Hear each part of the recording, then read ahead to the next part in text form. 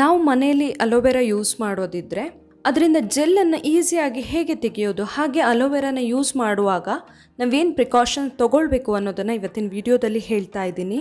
Hi friends, ಇದು ನಿಮ್ಮ Kannada tips ಲೋಕ. ನನ್ನ ಈ ಚಾನಲ್ನಲ್ಲಿ ನೀವು ಬೇರೆ ಬೇರೆ ರೀತಿಯ ಟಿಪ್ಸ್ಗಳನ್ನು ನೋಡ್ಬೋದು. Kitchen tips, health tips, cleaning tips, ಹಾಗೆ ಬ್ಯೂಟಿ ಟಿಪ್ಸ್. ಅದೇ ರೀತಿಯಲ್ಲಿ ನಿಮ್ಮ ಹಣ ಮತ್ತು ಸಮಯದ ಉಳಿತಾಯ ಮಾಡೋಕ್ಕೆ ಬೇರೆ ಬೇರೆ ರೀತಿಯ ಟಿಪ್ಸ್ಗಳನ್ನು ನೋಡಬಹುದು. ಈ ಎಲ್ಲ ವಿಡಿಯೋಗಳನ್ನು ನೋಡಬೇಕಂತ ಹೇಳಿದರೆ ನೀವು ಮಿಸ್ ಮಾಡದೆ ನನ್ನ ಚಾನಲ್ನ ಸಬ್ಸ್ಕ್ರೈಬ್ ಮಾಡಿ ಹಾಗೆ ಬೆಲ್ ಐಕಾನ್ ಕ್ಲಿಕ್ ಮಾಡೋದನ್ನು ಮರಿಬೇಡಿ. ನಾವು ಮನೆಯಲ್ಲಿ ಅಲೋವೆರಾ ಯೂಸ್ ಮಾಡೋದಿದ್ರೆ ಅದರಿಂದ ಜೆಲ್ಲನ್ನು ಈಸಿಯಾಗಿ ಹೇಗೆ ತೆಗೆಯೋದು, ಹಾಗೆ ಅಲೋವೆರಾನ ಯೂಸ್ ಮಾಡುವಾಗ ನಾವೇನು ಪ್ರಿಕಾಷನ್ ತೊಗೊಳ್ಬೇಕು ಅನ್ನೋದನ್ನು ಇವತ್ತಿನ ವಿಡಿಯೋದಲ್ಲಿ ಹೇಳ್ತಾ ಇದ್ದೀನಿ. ಫ್ರೆಶ್ ಅಲೋವೆರಾನ ತಂದು ಒಂದು ಸ್ವಲ್ಪ ಹೊತ್ತು, ಒಂದು ಗಂಟೆ ಆಗೋಷ್ಟು ಈ ಥರ ಮಾಡಿ ಇಡಬೇಕು. ಇಲ್ಲಿ ಅದು ಸ್ವಲ್ಪ ಯೆಲ್ಲೋ ಕಲರಲ್ಲಿ ಎಲ್ಲ ಬಂದಿರುತ್ತೆ, ಅದನ್ನೆಲ್ಲ ತೆಗೆದು ನೀಟಾಗಿ ವಾಶ್ ಮಾಡ್ಕೊಳ್ಬೇಕು. ಈಗ ಫಸ್ಟಿಗೆ ಇದರ ಎಡ್ಜಸ್ ನೀಟಾಗಿ ಕಟ್ ಮಾಡಿ ತೆಕ್ಕೊಂಡು ಬಿಡಬೇಕು. ಆಮೇಲೆ ಈ ಥರ ಮಿಡಲಲ್ಲಿ ನೀಟಾಗಿ ಕಟ್ ಮಾಡಿಕೊಂಡು ನಿಧಾನವಾಗಿ ತೆಗಿಬೇಕಿದನ್ನು.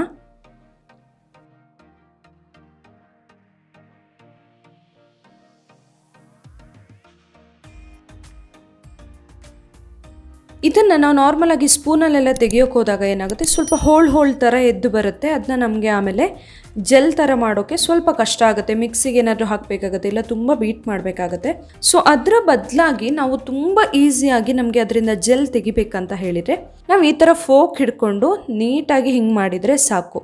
ನಮಗೆ ಈಸಿಯಾಗಿ ನೋಡಿ ಎಷ್ಟು ಚೆನ್ನಾಗಿ ಜೆಲ್ ಸಿಗ್ತಾ ಇದೆ ಅಂತ ಹೇಳಿ, ತುಂಬ ಚೆನ್ನಾಗಿರುವಂತಹ ಜೆಲ್ ಸಿಗುತ್ತೆ. ನಾವು ಇದನ್ನು ಬೇರೆ ಬೇರೆ ರೀತಿಯಲ್ಲಿ ಯೂಸ್ ಕೂಡ ಮಾಡಬಹುದು. ಸ್ಕಿನ್ ರ್ಯಾಷಸ್ ಎಲ್ಲ ಆಗಿದ್ರೆ ಅಥವಾ ಸ್ಕಿನ್ ಏನಾದರೂ ತುಂಬ ಡ್ರೈ ಆಗಿದ್ರೆ ಅದಕ್ಕೆ ಯೂಸ್ ಮಾಡಬಹುದು. ಹಾಗೆಯೇ ತಲೆ ಕೂದಲಿಗೆ ಕೂಡ ಒಂದು ನ್ಯಾಚುರಲ್ ಹೇರ್ ಕಂಡೀಷ್ನರ್ ಇದು. ಸೊ ಇದನ್ನು ಕೂಡ ಡ್ಯಾಂಡ್ರಫ್ ಆಗಿದ್ರೆ ಯೂಸ್ ಮಾಡಬಹುದು, ಡ್ರೈ ಹೇರ್ ಇದ್ದರೆ ಕೂಡ ಯೂಸ್ ಮಾಡಬಹುದು. ಸೊ ನಮ್ಗೆ ಇನ್ನೂ ಬೇರೆ ಬೇರೆ ರೀತಿಯಲ್ಲಿ ಯೂಸ್ ಮಾಡೋಕ್ಕೆ ಹೆಲ್ಪ್ ಆಗುತ್ತೆ. ಅದನ್ನು ಜೆಲ್ ತೆಗೆಯೋದಕ್ಕೆ ಇದು ತುಂಬಾ ಸಿಂಪಲ್ ಆಗಿರುವಂತಹ ಮೆಥಡ್, ಹಾಗೆ ತುಂಬಾ ಈಸಿಯಾಗಿ ನಾವು ಜೆಲ್ಲನ್ನು ರೆಡಿ ಮಾಡ್ಕೊಳ್ಬಹುದು. ನೋಡಿ, ಫೋಕಲ್ಲಿ ಈ ಥರ ಮಾಡ್ತಾ ಇದ್ದರೆ ನಮಗೆ ತುಂಬ ಈಸಿ ಕೂಡ ಆಗುತ್ತೆ. ಮತ್ತೆ ವಾಪಸ್ ನಾವು ಮಿಕ್ಸಿ ಜಾರ್ಗೆ ಹಾಕ್ಕೊಳ್ಬೇಕು ಅಥವಾ ತುಂಬ ಬೀಟ್ ಮಾಡಬೇಕು ಅನ್ನುವಂತಹ ಏನು ಟೆನ್ಷನ್ ಕೂಡ ಇರಲ್ಲ. ಈ ಥರ ಫೋಕಲ್ಲಿ ನಿಧಾನವಾಗಿ ತೆಗಿತಾ ಇರಬಹುದು. ನೀವು ಇದರ ಬದಲಾಗಿ, ಫೋಕ್ನ ಬದಲಾಗಿ ಕೋಮ್ ಕೂಡ ಯೂಸ್ ಮಾಡ್ಬೋದು, ಅಂದರೆ ಬಾಚಣಿಗೆ ಕೂಡ ಯೂಸ್ ಮಾಡ್ಬೋದು. ಕ್ಲೀನಾಗಿರುವಂತಹ ಬಾಚಣಿಗೆಯಲ್ಲಿ ಕೂಡ ಇದನ್ನ ತೆಕ್ಕೊಳ್ಬಹುದು. ನೋಡಿ ನಮಗೆ ಎಷ್ಟು ಚೆನ್ನಾಗಿ ಜೆಲ್ ಸಿಗುತ್ತೆ ಅಂತ ಹೇಳಿ. ಇದನ್ನ ಬೇಕಂದರೆ ನೀವು ಲಾಸ್ಟಿಗೆ ಸ್ವಲ್ಪ ಇನ್ನೂ ಬೀಟ್ ಮಾಡ್ಕೊಳ್ಬಹುದು, ಇಲ್ಲ ಆದರೆ ನಾವು ಡೈರೆಕ್ಟಾಗಿ ಕೂಡ ಅದನ್ನು ಯೂಸ್ ಮಾಡಬಹುದು. ಈ ವಿಡಿಯೋ ನಿಮಗೆ ಇಷ್ಟ ಆಗಿದ್ರೆ ನನ್ನ ಚಾನಲ್ನ ನೀವಿನ್ನೂ ಸಬ್ಸ್ಕ್ರೈಬ್ ಮಾಡಿಲ್ಲ ಅಂದರೆ ಸಬ್ಸ್ಕ್ರೈಬ್ ಮಾಡಿ, ಹಾಗೆ ಬೇರೆಯವರಿಗೆ ಕೂಡ ಶೇರ್ ಮಾಡೋದನ್ನು ಮರಿಬೇಡಿ. Thank you.